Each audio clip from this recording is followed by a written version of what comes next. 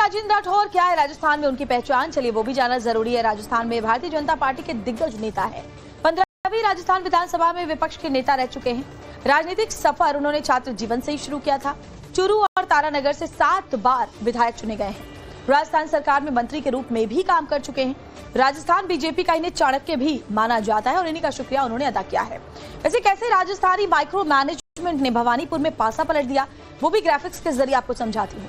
तो देखिए, भवानीपुर सीट पर मारवाड़ी और हिंदी भाषी वोटर्स की तादाद निर्णायक होती है। राजेंद्र राठौर ने करीब 2 महीने तक इसी इलाके में डेरा डाला था। बूथ जीता चुनाव जीता के मंत्र पर काम करते हुए टीम तैयार की। पन्ना प्रमुखों से लेकर स्थानीय कार्यकर्ताओं तक को काफी सक्रिय उन्होंने किया। मारवाड़ी समाज के बीच पैठ बनाई और बीजेपी के पक्ष में उन्हें लामबंद किया, यानी कि जो उनके रिप्रेजेंटेटिव थे उनसे मिले और उनको अपनी तरफ किया। कैसे बंगाल में खासकर भवानीपुर सीट पर कमल खिला, कैसे शुवेंदु की जीत में राजेंद्र राठौर की अहम भूमिका निभाई और क्या रणनीति थी, तमाम मुद्दों पर बात की हमारे संवाददाता रविकांत राय ने। लेकिन जैसे ही शुवेंदु अधिकारी ने जीत हासिल की, उन्होंने सबसे पहले बधाई राजेंद्र राठौर और उनकी टीम को दी, जो लगातार यहां पर काम कर रहे थे। राजेंद्र जी, आप लोगों ने भवानीपुर के किले में सेंध लगाई, क्या रणनीति बनाई थी कि ममता बनर्जी को आकलन नहीं कर पाई? देखिए, सबसे पहले हम लोगों के बीच में जाकर हमने कहा कि इस सीट ने मुख्यमंत्री को प्रतिनिधित्व करने का मौका दिया। आप अपनी हालात देखिए, किसी वार्ड में सड़क नहीं, नाली नहीं, गंदगी का आराम, और फिर वहां जिस प्रकार की गैंग पनपी हुई थी और गैंग के द्वारा जिस प्रकार की लूटपाट की जा रही थी, उन सब का नैरेटिव भी बना। मोदी जी का विश्वास, अमित शाह साहब की हर बूथ पर अलग रणनीति और उसमें हमारे जैसे लोगों को नेपथ्य में रहकर काम करने की हिदायत, उसी का परिणाम निकला।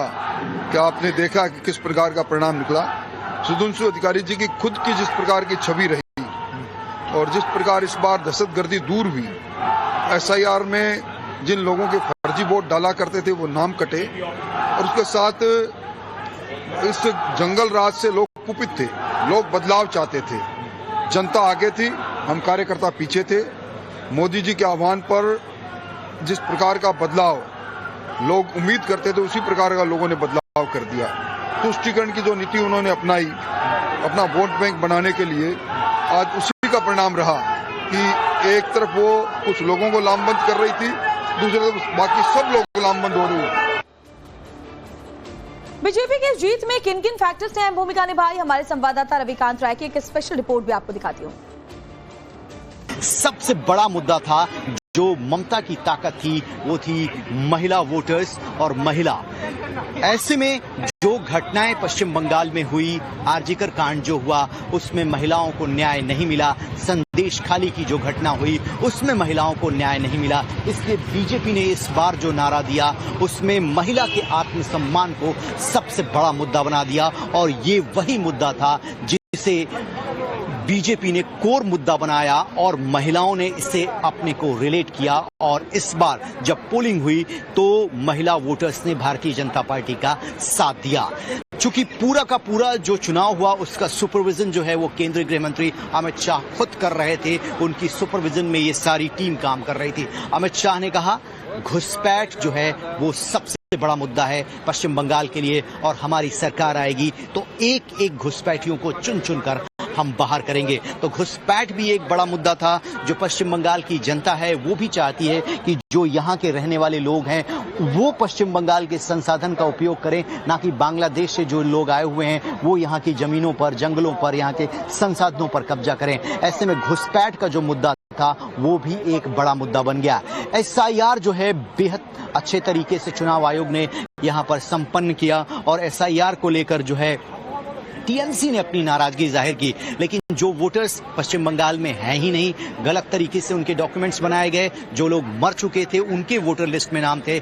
SIR के माध्यम से जो वोटर लिस्ट थी उसका शुद्धिकरण किया गया और ये फ्री एंड फेयर हुआ। इस वजह से तीसरा सबसे बड़ा मुद्दा SIR को भारतीय जनता पार्टी ने बनाया, ताकि जो बोगस वोटर थे, फॉल्स वोटर थे, वो वोटर लिस्ट से हट जाएं। उसके बाद यूथ को कनेक्ट किया, और यूथ के लिए रोजगार जो है वो सबसे बड़ा मुद्दा है। लेकिन यहाँ पर जिस तरीके से लॉ एंड ऑर्डर की परिस्थितियां रही, कट कमीशन जो है वो अभिषेक बनर्जी के नेतृत्व में चलता रहा और उनको टारगेट किया, और भारतीय जनता पार्टी ने पश्चिम बंगाल के युवाओं को अपने से जोड़ा और युवा भी अपने आप को बीजेपी से कनेक्ट किया, जिसकी वजह से युवाओं का एक बड़ा चंक भी भारतीय जनता पार्टी के हिस्से में आया। अब सबसे बड़ी वजह क्या रही भारतीय जनता पार्टी के जीतने की और टीएमसी के हारने की, ये भी मैं आपको बता देता हूं, क्योंकि 15 साल की एंटी इनकम्बेंसी जो थी वो ग्राउंड पर थी, लेकिन टीएमसी इसे मानने को तैयार नहीं थी। और इसी एंटी इनकम्बेंसी को बीजेपी ने अपनी रणनीति से भुनाने का प्रयास किया। जो लोगों के मन में नाराजगी थी, जो लॉ एंड ऑर्डर की दिक्कत थी, जो पुलिस जो है केवल हिंदुओं पर एफआईआर करती थी, उनके खिलाफ एक्शन लेती थी, जो माइनॉरिटीज थे, जो मुस्लिम थे, उनके खिलाफ कोई एक्शन नहीं होता था, इसे भी भारतीय जनता पार्टी ने गांव-गांव पहुंचाया, जन जन तक पहुंचाया, जिसकी वजह से अब हिंदुओं को ये लगने लगा कि उनके अस्तित्व पर खतरा है, जिसकी वजह से इस बार जो है पोलराइजेशन जो है इस चुनाव में देखने को मिला। इसके अलावा बीजेपी नेता मंगल पांडे ने बीजेपी की जीत पर क्या कुछ कहा, वो भी सुन लेते हैं। मंगल जी, आप लगातार बंगाल में काम कर रहे थे, लेकिन आप लोगों को उम्मीद थी कि पूर्ण बहुमत की सरकार बनेगी, लेकिन 200 का आंकड़ा पार कर जाएंगे, ये तो बहुत साफ था। जैसे जैसे चुनाव आगे बढ़ता गया, जो बहुमत का आंकड़ा का अनुमान था वो भी बढ़ता चला गया। और हम सब लोगों ने जब चुनाव खत्म हुआ तो हमारे पार्टी के सारे शीर्ष नेतृत्व ने बहुत साफ तौर पे कहा कि हम लोग 2/3 बहुमत की ओर आगे बढ़ रहे हैं। हाँ, जब परिणाम आया तो 2/3 से भी थोड़ा आगे बढ़ गए। तो ये पश्चिम बंगाल की जनता का जो आशीर्वाद था, विश्वास था, वो आशीर्वाद और विश्वास मिला है और उनके विश्वास पर भारतीय जनता पार्टी की नई सरकार खड़ी उतरेगी। इस पश्चिम बंगाल को विकास के नए रास्ते पे आगे ले जाने का काम करेगी और ये पश्चिम बंगाल अब विकसित बंगाल बनेगा। ममता बनर्जी प्रेस कॉन्फ्रेंस करने जा रही हैं अभिषेक बनर्जी के साथ, कह रही हैं कि भवानीपुर के साथ साथ पूरे बंगाल में धांधली हुई है। चुनाव आयोग जो अपने घर में हार गई हों, उनको इस तरह का आक्षेप नहीं लगाना चाहिए, बल्कि आत्ममंथन करना चाहिए। वो उनका घर है और अभिषेक जी और ममता जी उधर ही रहते हैं, तो मोहल्ले के लोगों ने वोट नहीं दिया उनको, तो पहले तो उनको सोचना चाहिए कि आगे वार्ड काउंसिलर का भी चुनाव जीतेंगे कि नहीं जीतेंगे। आपने कहा कि पहली कैबिनेट में कुछ बड़ा डिसीजन होगा, क्या कुछ बंगाल की जनता को आप लोग सौगात देंगे? पश्चिम बंगाल की जनता को पहला जो बड़ा सौगात मिलने वाला है, पहले कैबिनेट में आयुष्मान योजना की स्वीकृति मिलेगी और पश्चिम बंगाल के सभी लोगों को 5 लाख रुपए तक का प्रति परिवार को इलाज के लिए, उनके उपचार के लिए राशि की व्यवस्था सरकार के द्वारा की जाएगी। इसकी गारंटी, मोदी जी की जो गारंटी है वो गारंटी दी जाएगी। यहाँ पर यह भी समझना जरूरी है कि बंगाल जीतने के लिए बीजेपी का मेगा प्लान कैसे तैयार हुआ, कैंपेन और कैसे जुड़ा जन जन। तो आइए जानते हैं इसकी पूरी रणनीति क्या थी। तो देखिए, नरेंद्र कप फुटबॉल टूर्नामेंट की बात करना यहाँ पर जरूरी होगा, क्योंकि इस मेल टूर्नामेंट में 1200 टीमें बनाई गई, 18,000 खिलाड़ी जुड़े। फीमेल टूर्नामेंट में 253 टीमों की भागीदारी रही और 18 से 25 साल के युवाओं पर खास तौर पर फोकस किया गया। इसके अलावा वंदे मातरम कार्यक्रम, पदयात्रा, तिरंगा वितरण, सामूहिक गायन का आयोजन किया गया। 1 लाख से अधिक लोग इस कार्यक्रम में शामिल हुए थे।